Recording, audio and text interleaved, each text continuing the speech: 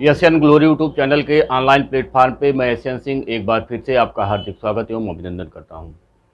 BEd second year परीक्षा की तैयारी के क्रम में हम लगातार चर्चा कर रहे हैं शिक्षण विषयों की।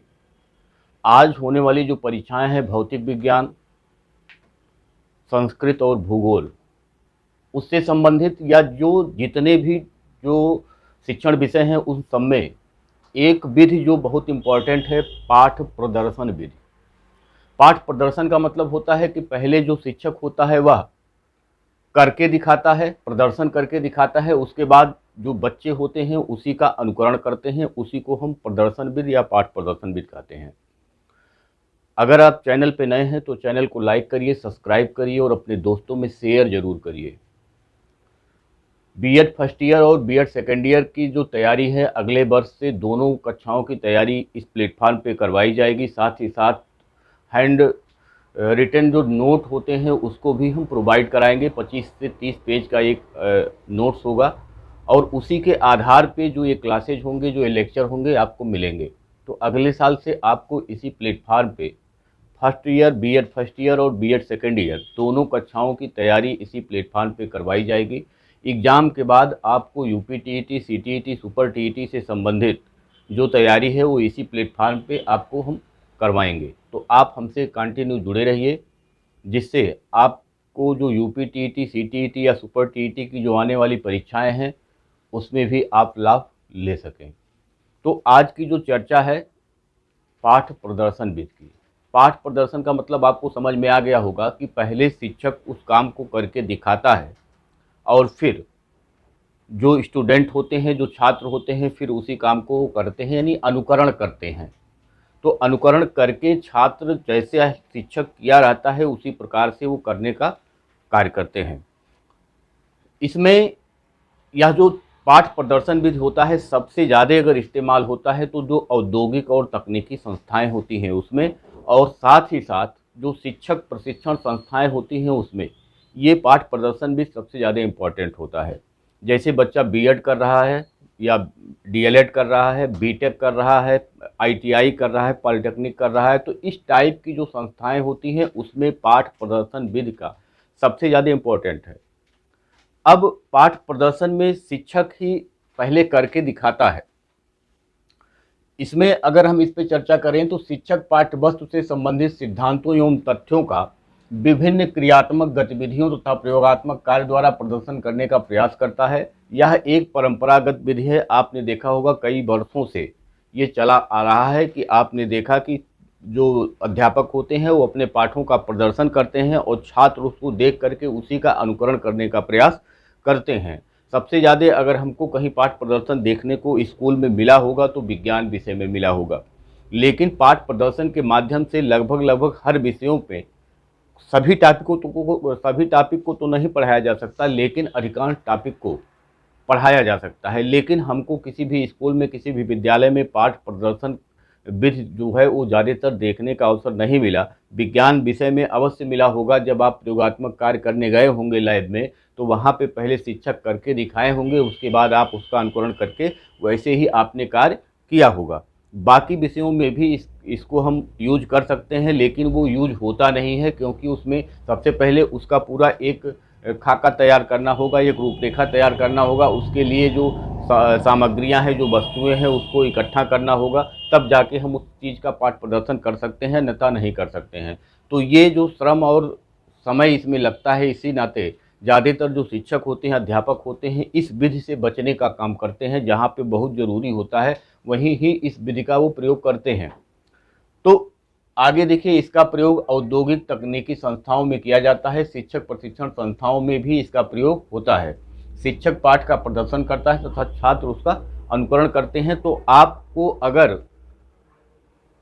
सामान्य सी भाषा में समझाने का प्रयास करें तो इसमें ये होगा कि शिक्षक उस पाठ का पहले खुद प्रदर्शन करता है, जो भी उसको पढ़ाना है, जो भी उसको समझाना है, और उसी का अनुकरण करके छात्र भी वही काम करते हैं और सीखते हैं। जैसे माइक्रो टीचिंग में आपने देखा होगा, बीएड वाले जो अभ्यर्थी हैं, बीएड वाले जो प्रशिक्षु हैं, उनका जो फर्स्ट ईयर में माइक्रो टीचिंग हुआ होगा उसमें सबसे पहला काम शिक्षक का होता है कि शिक्षक माइक्रो टीचिंग के बारे में पूरा समझावे कि माइक्रो टीचिंग है क्या, कहाँ से इसकी उत्पत्ति हुई, कहाँ से आया, माइक्रो टीचिंग के लाभ कौन से हैं, इसकी हानियाँ कौन कौन सी हैं और कैसे हम एक इफ़ेक्टिव टीचर बन सकते हैं। इसका योगदान माइक्रो टीचिंग का होता है इसमें। तो पहले टीचर को ये सारी चीज़ें समझानी चाहिए और उसके बाद खुद पाठ का प्रदर्शन करके दिखाना चाहिए कि जब हम माइक्रो टीचिंग करने जाएंगे तो किस प्रकार से हम पढ़ाएंगे, किस प्रकार से हम छात्रों से प्रश्न करेंगे, छात्र किस प्रकार से हमसे प्रश्न करेंगे। इस पाठ का एक पूरा प्रदर्शन होता है और जैसा अध्यापक किया रहता है उसी हिसाब से फिर वहाँ के प्रशिक्षु जो होते हैं, जो कक्षा अध्यापक छात्राध्यापक होते हैं, वो उसी प्रकार से फिर करने का काम करते हैं। यानी उसी अध्यापक का जो आदर्श पाठ योजना प्रस्तुत किया, आदर्श सूक्ष्म पाठ योजना जो प्रस्तुत किया गया शिक्षक के द्वारा, प्रशिक्षक के द्वारा, उसी का अनुकरण करके जो प्रशिक्षु होते हैं और छात्राध्यापक होते हैं उसी प्रकार से करने का काम करते हैं। तो वह भी एक पाठ प्रदर्शन ही हो गया। तो आपको ये चीज़ समझ में आया होगा कि किस प्रकार से हम पाठ प्रदर्शन को प्रदर्शित करते हैं छात्रों के सामने और छात्र उसको देख करके किस प्रकार से फिर वही अनुकरण करने का प्रयास करते हैं। अगर हम इसके गुणों की बात करें कि इसमें कौन कौन से गुण होते हैं, तो सबसे पहले जब हम बच्चों को पढ़ाने जाते हैं, मान लीजिए कि छोटे बच्चे हैं और उनको हम पढ़ाने गए, तो सबसे पहले उनमें भाव ही नहीं पता रहता है। सुख किसे कहा जाता है, दुख किसे कहा जाता है, ठंडी किसे कहते हैं, गर्मी किसे कहते हैं, छोटा किसे कहते हैं, बड़ा किसे कहते हैं, लंबा किसे कहते हैं, छोटा किसे कहते हैं। तो इस प्रकार से लंबा, छोटा, मोटा, पतला, ऊंचा, नीचा हम दिखा करके उसमें अंतर बता सकते हैं। हम दिखा करके उसमें अंतर बता सकते हैं कि लंबा कौन है, छोटा कौन है, मोटा कौन है, पतला कौन है, ऊंचा क्या है, नीचा क्या है। ये हम प्रदर्शन करके उस बच्चों को दिखा सकते हैं और जब प्रदर्शन करके दिखाएंगे तो उस बच्चे को वो भूलेगा नहीं। ये छोटे बच्चों को सिखाने के लिए जो प्रयुक्त होती है, अच्छे अच्छे जो विद्यालय होते हैं, कॉन्वेंट स्कूल जो होते हैं, उसमें ये पूरा टूल्स रखा हुआ होता है जिसके माध्यम से वो बच्चों को समझाने का प्रयास करते हैं। यानी दिखा करके समझाने का प्रयास किया जाता है। बच्चों के अंदर जो भाव होते हैं, जैसे ईर्ष्या, द्वेष, खुशी, गम, ये सारे जो भाव होते हैं उन भावों को अपने चेहरे पे एक्सप्रेशन ला करके वो बच्चों को समझाने का प्रयास किया जाता है। क्योंकि ये जो चेहरे पे एक्सप्रेशन आता है वो बहुत ही इम्पॉर्टेंट है। जैसे मान लीजिए जब कोई आदमी गुस्सा होता है तो उसका चेहरा किस प्रकार से होता है, तो वैसे चेहरा करके बच्चों को दिखाया जाता है कि आँखें लाल लाल, आँखें बड़ी करके। तो इस प्रकार से वो बच्चों को करके दिखाया जाता है। कोई खुश होता है तब किस प्रकार से होता है। इस प्रकार के जो भाव होते हैं वो बच्चों के सामने प्रदर्शित करके दिखाए जाते हैं और वो भाव हमारे जीवन में बहुत ही इम्पोर्टेंट होते हैं। तो छोटे बच्चों के लिए जो भाव होते हैं उसको करके दिखाया जाता है, प्रदर्शन करके दिखाया जाता है, जिससे बच्चों को समझ में आवे कि ये क्या है। अगला तीसरा है भूगोल शिक्षण में सौर मंडल, दिन रात, भूकंप, ज्वार भाटा, सूर्य ग्रहण और चंद्र ग्रहण। इसको हम पाठ प्रदर्शन के माध्यम से बच्चों के सामने प्रस्तुत कर सकते हैं और बच्चे उसी प्रकार से फिर से जिस प्रकार से शिक्षक ने कार्य किया होगा उसी प्रकार से फिर बच्चे करके सीखने का काम करते हैं। अगर हम नागरिक शास्त्र विषय में चर्चा करें तो संसद का चुनाव किस प्रकार से होता है, विधायकों का चुनाव किस प्रकार से होता है, राष्ट्रपति का चुनाव किस प्रकार से होता है। तो बच्चों को गतिविधियों के द्वारा, यानी पहले जो शिक्षक होता है वो करके दिखाएगा कि किस प्रकार से चुनाव होता है, ये पूरा सिस्टम बता के करके दिखाएगा और फिर छात्र उसको करके सीखने का काम करेंगे। अगर हम नागरिक विज्ञान विषय में बात करें तो विज्ञान में तो हम बहुत पहले से ही ये देखते आ रहे हैं कि पाठ प्रदर्शन भी जो होता है प्रयोगात्मक प्रयोगशाला में हमको ले जाया जाता है। पहले शिक्षक जो है वो अपने जो भी प्रयोगात्मक कार्य है उसको करके दिखाता है, उसके बाद छात्र जो है उसको करने का काम करते हैं। विज्ञान में तो हम 9th में, 10th में, 11th, 12th में हम देखते हुए चले आ रहे हैं, तो विज्ञान में बताने की ज़रूरत नहीं है। अगर हम गणित की बात करें तो सर्वेक्षण किस प्रकार से किया जाता है उसको करके दिखाएगा एक जो अध्यापक होगा। माप किस प्रकार से करेंगे, रचना किस प्रकार से करेंगे, इस प्रकार की जो चीज़ें होती हैं उसको अध्यापक जो है वो बोर्ड पे करके पहले दिखाता है और उसके बाद उसी का अनुकरण करके छात्र वैसा ही करने का प्रयास करते हैं। अगर हम दोषों की बात करें या सीमाओं की बात करें तो इसमें जो सबसे पहली सीमा है वो है समुचित उपयोग ना करने पर समय और श्रम नष्ट होता है। यदि हमारा जो पूरा सिस्टम है अगर हम अच्छे से उसका उपयोग ना कर पाएँ, यानी कि हम जो बता रहे हैं अगर बच्चे ना समझ पाएँ, हमारा जो बताने का तरीका है वो अच्छा नहीं है, तो होगा क्या कि हमारा समय भी बर्बाद होगा, हमारा श्रम भी बर्बाद होगा और बच्चों को जो हम बताना चाह रहे थे वो बच्चे समझ भी नहीं पाएंगे। तो इससे दिक्कत क्या होगी, हमारा समय और श्रम दोनों बर्बाद होगा, दोनों नष्ट होगा। दूसरा है, छात्रों के मौलिकता का विकास इसमें नहीं हो पाता है। कारण है, मौलिकता का मतलब जो अपना है, जो हम निकाल करके लेकर आए, यानी अपना जो कुछ हमने खोज के निकाला है वही मौलिकता कहलाता है। लेकिन जब शिक्षक जो करता है उसी को देख करके जब हमको करना है तो हमारी जो मौलिकता का विकास होना है वो नहीं हो पाता और हमारी कोई भी मौलिक चीज़ जो है वो निकल करके बाहर नहीं आ पाती। तो हम कह सकते हैं इससे कि मौलिकता का विकास इससे छात्रों में नहीं होता, क्योंकि वह शिक्षक के द्वारा किए गए प्रदर्शन का ही अनुकरण करके कार्य करता है। तो अपना व्यू, अपना विचार, अपना सिद्धांत, अपनी एक्टिविटी वह कुछ भी नहीं करता है। जैसा शिक्षक ने किया है वैसा ही छात्र करता रहता है और उसके मौलिकता का विकास नहीं हो पाता है। सभी पाठ्य वस्तु के लिए उपयोगी नहीं है, ये इसकी डिमेरिट है, दोष है, सीमाएं हैं कि सभी प्रकार की पाठ्य वस्तुओं के लिए हम प्रदर्शन नहीं कर सकते।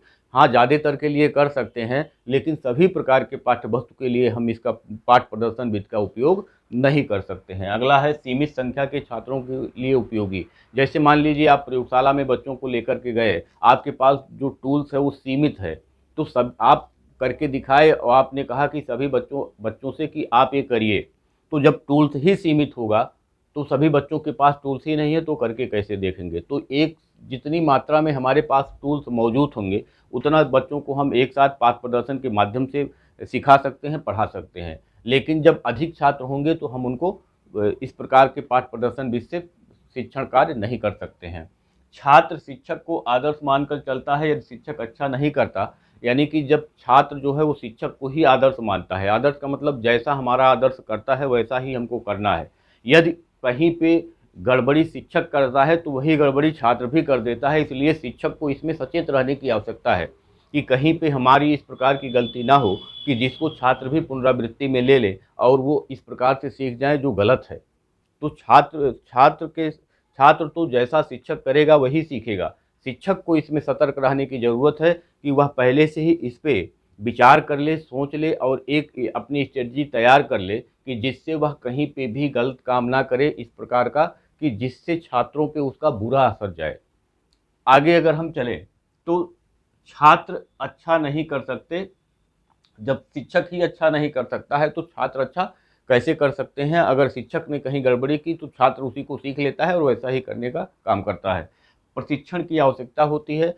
जब हम पाठ प्रदर्शन करते हैं, अगर प्रशिक्षित अध्यापक है तो वह अच्छे से कर सकता है, लेकिन जो अध्यापक प्रशिक्षित नहीं है उसके लिए यह एक कठिन काम है और वह जगह जगह गलती करेगा। आत्मविश्वास के साथ काम करने की इसमें ज़रूरत होती है। अगर आत्मविश्वास में कमी आती है तो निश्चित रूप से हमारा जो कार्य होता है वह असफल हो जाएगा। तो हमको आत्मविश्वास के साथ अच्छा कार्य और सही तरीके से कार्य करने की ज़रूरत होती है और उसके लिए हमको प्रशिक्षण की आवश्यकता होती है। और लास्ट में हम कहेंगे छात्रों को पर्याप्त अवसर नहीं मिलता। सही बात है, हमने पहले ही आपको बताया कि जब शिक्षक करके दिखाता है, बहुत सारी चीज़ें ऐसी होती हैं जो केवल शिक्षक करके दिखा देता है, उसके पास इतने सामग्री उपलब्ध नहीं होते हैं, इतने सामान उपलब्ध नहीं होते हैं, उतने टूल्स उपलब्ध नहीं होते हैं। तो शिक्षक करता क्या है, केवल एक बार करके दिखा दिया और कहा कि आप लोग अब समझ जाइए कि ऐसे ही होता है।